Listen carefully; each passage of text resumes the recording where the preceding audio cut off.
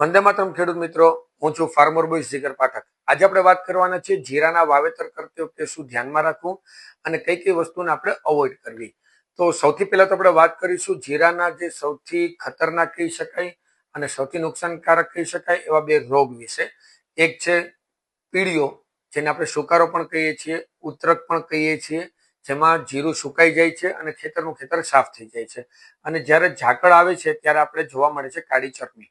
તો આના વિશે ખાસ વાત કરવાનો છું. તો વિડીયોને એન્ડ સુધી જોજો મિત્રો, તમને બહુ ફાયદાકારક થશે એ વાતની મારી શ્યોરિટી છે. હવે સૌથી પહેલા તો આપણે વાત કરીએ બેઝલ ડોઝની. તો બેઝલ ડોઝની અંદર આપણે શક્ય એટલું વધારે ઓર્ગેનિક મેન્યુઅરનો ઉપયોગ કરવો, જેની અંદર સૌથી હાઈ કાર્બન હોય છે. છાણિયું ખાતર કરશો વધારે સારું, અથવા તો ધરતી ગ્રીન મિક્સ ખોળ કમ્પોસ્ટ આવે છે, 1 એકરે 3 થી 5 બેગનો તમે ઉપયોગ કરી શકો છો. સાથે સાથે આપણે પાયાના ખાતરની વાત કરીએ તો શક્ય ત્યાં સુધી 70-30 નો રેશિયો જે આપણે કહેતા આવીએ છીએ એ રેશિયોની અંદર આગળ વધવું, એટલે કે 30% કેમિકલ અને 70% ઓર્ગેનિક મેન્યુઅર. તો એવા કેસની અંદર તમે ડીએપીની જેટલું ખાતરનું પ્રમાણ તમે ડીએપી ઉપયોગ કરો છો, કોઈ જગ્યાએ 1 બેગ એકરે નાખે છે, કોઈ જગ્યાએ 2 નાખે છે, કોઈ જગ્યાએ 3 બી વાપરે છે. તો આવા કેસની અંદર તમારે 70% ડીએપી ને ઘટાડી દેવાનું. 50 કિલો વાપરતા હોય તો 50 કિલોના બદલામાં 15 થી 20 કિલો તમારે 1 એકરે ડીએપી વાપરવું. હવે જે ખાતરની વધારે જરૂર પડશે આવા કેસની અંદર તમે ધરતી ગ્રીન રિપ્લીચ કંપનીનું બાયો એનપીકેનો 1 એકરે 1 થી 2 બેગનો ઉપયોગ કરી શકો છો.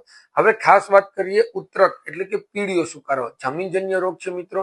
તો આના માટે જમીનની અંદર જ્યારે તમે જીરું વાવો છો અને જે પેલા 1 થી 2 થી વધીને 3 પાણીમાં જ્યારે જીરું પાકે છે, તો આવા કેસની અંદર જ્યારે 10 દિવસ પછી તમે જ્યારે પણ પાણી લ્યો છો જીરું ઉગાડવા માટે, તો આ જીરું ઉગાડવા માટે લેવાતા 10 દિવસ પછીના પાણીમાં PSF ફોસ્ફેટ સોલ્યુબલાઇઝિંગ ફંગસનો ખાસ ઉપયોગ કરવો.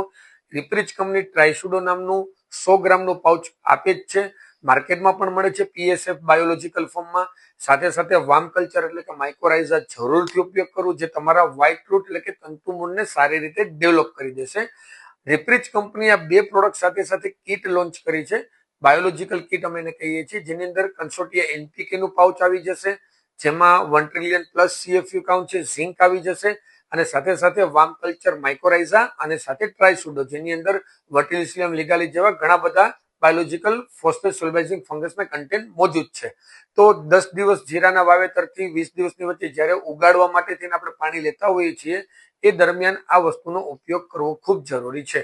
હવે વાત કરીએ, ઘણી જગ્યાએ 3 પિયત આવે છે, ઘણી જગ્યાએ 6 પિયત આવે છે, ઘણી જગ્યાએ 10 પિયત આવે છે. તો જનરલી 3 થી 4 પિયતની અંદર જીરું બધી જગ્યાએ પાકતું જોવા મળે છે. અમુક એવા એરિયા છે, રાપર કચ્છના બેલ્ટની અંદર વાત કરીએ, ડ્રાય ઝોન છે, તો ત્યાં વધારે પણ પાણી આવે છે. તો આવા કેસની અંદર આપણે સૌથી પહેલા તો રાઇઝિંગ રૂટ અને અર્થોટેક આ બે વસ્તુ પિયતમાં આપવી. પછી બીજા રાઉન્ડની અંદર આપણે આપી શકીએ છીએ રીચ સ્વેલિંગ અને ગ્રીન ફ્લોરા, અને ત્રીજા રાઉન્ડમાં આપણે આપી શકીએ છીએ રીચ કાર્બન અને ન્યુટ્રેક્સ. તો આપણી આ પ્રોડક્ટનું કોમ્બિનેશન સાથે પિયત કરવું ખૂબ જરૂરી છે અને શેડ્યુલ બી તમને આનું મળી જશે. હવે મહત્વની વાત કરીએ, શરૂઆતના સ્ટેજ ઉપર નરવાઈ ગ્રોથ અને ગ્રીનરી માટે બ્લેક પેન્થર અને ગ્રીન ફ્લોરા દર 10 થી 15 દિવસે સ્પ્રે કરવો ખૂબ જરૂરી છે.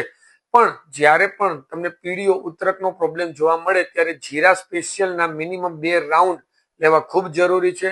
જીરા સ્પેશિયલ પીળિયા સુકારા માટે ખૂબ કામ કરે છે. સાથે સાથે 100% ફર્મેન્ટેડ પ્રોડક્ટ છે, કોઈ જાતની એની અંદર ટોક્સિન કે કેમિકલ નથી, તો સાઈડ ઇફેક્ટ પણ એની 0 છે. જે સુકાઈ ગયેલું પાન છે એમાં પણ ગ્રીનરી ટોન આવવાના ચાન્સીસ વધી જશે. અને જ્યારે ખાસ કરીને કાળી ચરમી એટલે કે ઝાકળ જોવા મળે ને કાળી ચરમીની તૈયારી જોવા મળે, એ સમય દરમિયાન રિપ્રીચ કંપનીનું ફર્મેન્ટેડ મટીરિયલ 100% ટોક્સિન અને કેમિકલ ફ્રી ફંગીક્યોર અને ફંગીક્યોર પ્લસ 15 લીટર પાણીમાં બંને 30-30 મિલી ઉપયોગ કરવો ખૂબ જરૂરી છે, જેનાથી તમારી કાળી ચરમીના સમસ્યાનું 100% સમાધાન જોવા મળશે. જીરા સ્પેશિયલ અને સાથે ફંગીક્યોર ફંગી પ્લસ આ જ્યારે પણ પ્રોડક્ટનો તમે ઉપયોગ કરો છો ત્યારે રિપ્રીચ કંપની જોડે જ એક સ્પ્રે સ્ટિક એટલે કે સ્પ્રેડર ફ્રી ઓફ કોસ્ટ આપે છે, જરૂરથી વાપરજો. એટલે અગર માર્કેટની કોઈ દવા વાપરો છો તો પણ આ સમયમાં સ્પ્રેડર વાપરવું ખૂબ જરૂરી છે. તો આશા છે કે જીરાની જે ટ્રીટમેન્ટની માહિતી તમારે જોઈએ છે એ અહીંયાથી મારા તરફથી મળી ગઈ હશે. પ્રાર્થના કરું છું કે તમારી મહેનત રંગ લાવે અને મબલક ઉત્પાદન આપે અને ખાસ સારામાં સારા ભાવ આવે. બરોબર છે. વંદે માતરમ.